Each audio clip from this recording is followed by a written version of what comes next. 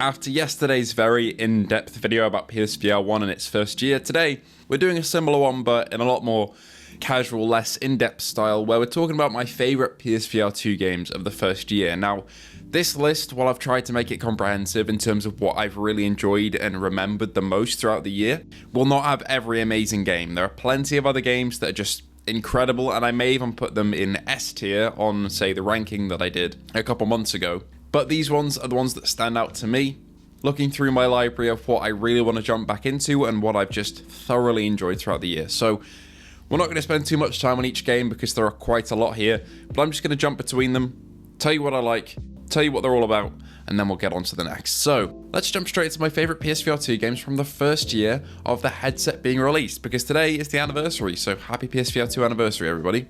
First of all, let's get the obvious big hitters out the way, shall we? Of course, Horizon Call of the Mountain is going to be here. It's a phenomenal looking and playing, sometimes intense and sometimes incredibly relaxing game that I jump into so often. I've played through the game about 3 times now, and I absolutely adore it every time I come back to its amazing vistas and visuals. And as a fan of the Horizon flat screen games, honestly, this is a launch title, was just perfect. Moving on from that, Resident Evil 4 and 8, I'm going to band together a little bit here. They're a little bit different but have similar formulas in terms of how they play and how they look, with 4 being a more action-oriented game with a bit of horror, and 8 being kind of horror-focused at the start but then petering out a little bit and turning more into a normal action resi game later on. Both games look amazing, the gunplay's incredible, the stories are the full Resident Evil 4 and 8 storylines. You can experience the entire game, which is just amazing. And they are my definitive way to play each of these games. And of course, I've got to include Gran Turismo 7, a ridiculously good driving simulator that, to be honest, was one of my favourite games on the flat screen anyway, so when I got the VR treatment, I was over the moon.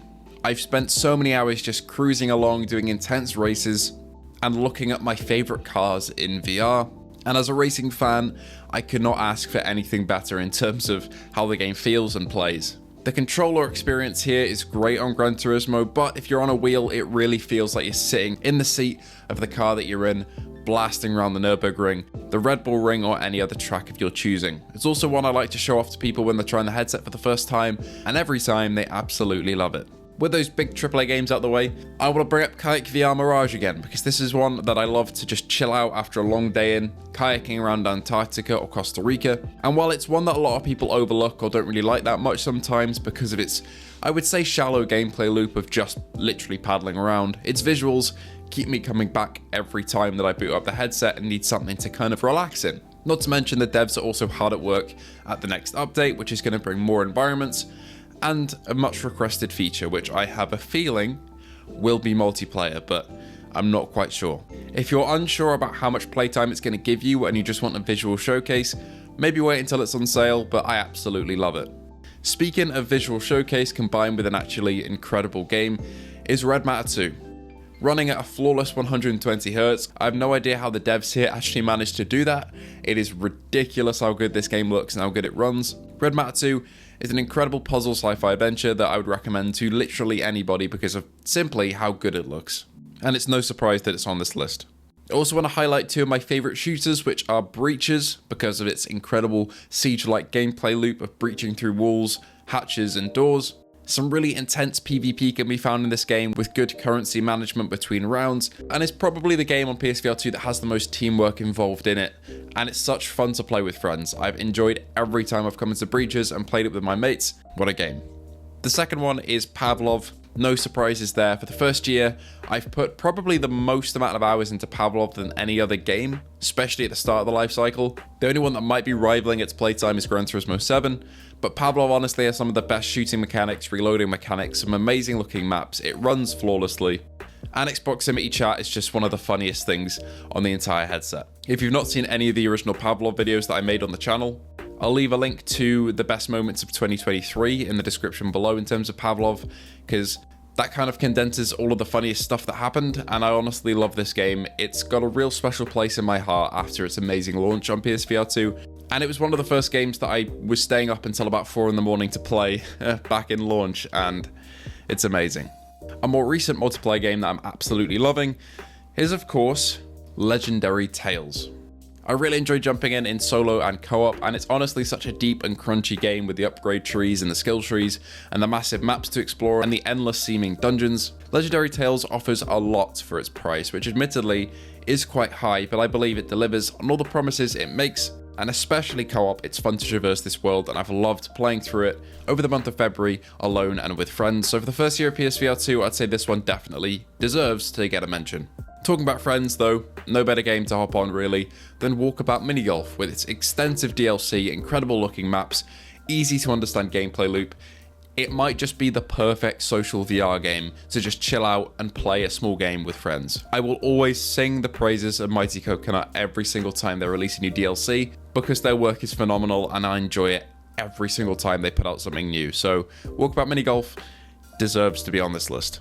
Gotta mention one of my favourite single player experiences over the last year of PSVR2 though, and that is Vertigo 2. After its couple delays, it finally came out, and it's not without its issues on the frame rate side of things, but as a single player experience and a journey, I found its sandbox, its guns, its enemies, its visuals to just be enamoring. I loved it. And I'm incredibly excited to see where the one dev who made this game, which is just ridiculous, goes next, and hopefully their work will be ported over to PSVR2, because Vertigo 2 is a masterpiece, it really is. Of course, I've got to mention No Man's Sky, a game that I've put also countless hours in, both on PSVR 1 and PSVR 2. It's had quite a journey over the first year, going from one of the more lackluster games on PSVR 2 in terms of visuals. It now looks great, plays great, and you can play through the entire game in VR. To be honest, the definitive way for me to play through No Man's Sky is in VR now. I find the menus, the controls, a lot more intuitive than I do on a flat screen, which is quite rare for a hybrid sometimes, but No Man's Sky offers so much that I just can't miss it on this list. It's got endless exploration of solar systems, and it's a real gem. A couple of indie games that I've really loved this year have been Ancient Dungeon, with its great visuals, smooth frame rate, fun combat, and endless dungeon crawling adventures. Puzzling places, because it honestly took me by surprise how much I love putting these 3D puzzles together with its great sound design and its relaxing gameplay. And Propagation Paradise Hotel, which has really kind of blown me away, even though it is quite short, and I think the ending is a little lackluster. Everything before then is just S-tier horror VR. I absolutely loved it. Talking about horror as well, I want to throw Switchback out there too. It started off as a good PSVR2 game in my eyes. I really enjoyed it. However, with the visual updates and the addition of a horde mode, it's jumped up a tier in my rankings, and I've absolutely adored coming back and playing through the game again in its entirety. And I love putting on friends onto the game who've never tried VR before and getting them completely scared. Switchback deserves a mention. Good job, Supermassive. It's a great game. I've also got to talk about Saints and Sinners. No VR list would really be complete without Skydance's Walking Dead games. They were the pinnacle of VR for me at one point when I was just stuck on the PSVR 1 playing Saints and Sinners 1. I would spend so much time just exploring those maps and kind of using it as a Last of Us simulator where I would just go on runs and explore. I honestly do the same with Walking Dead Saints and Sinners 2. I would say that game is a bit more buggy, and I think their quality control was not on the same level as Saints and Sinners 1, but it still is an incredible game and deserves a mention because they run great, they look great, the gameplay is genuinely scary and fun. And Skydance is one of the best VR devs out there, so I'm looking forward to Behemoth, but Saints and Sinners 1 and 2 both deserve a mention on this list. And finally, I want to highlight two of my favourite roguelikes of this year, being the Light Brigade, which is kind of a World War I inspired, very grim game with religious undertones that has great gunplay, oppressive sound design that really puts you on edge, and some really satisfying upgrades and unlocks to find as you progress through the levels. And this was the game that turned me into a roguelike enjoyer. The other one is Synapse by Dreams. This team did a great job using eye tracking for the telekinesis powers, and I absolutely loved throwing enemies around, objects around, and using all of the weapons the game had to offer, along with upgrading new guns. So those two roguelikes definitely deserve a place on the list. So there we have it, my favourite PSVR2 games from its first year. These games have truly blown me away. I've definitely missed out a couple that some people will chime in the comments and point out that I missed their favourite game.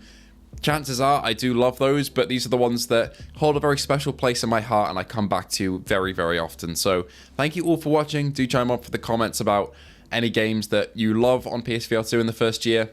If you want to support the channel, the Patreon and the members are in the link in the description. Any support is appreciated, but thank you all for watching and I hope to see you all in the next video.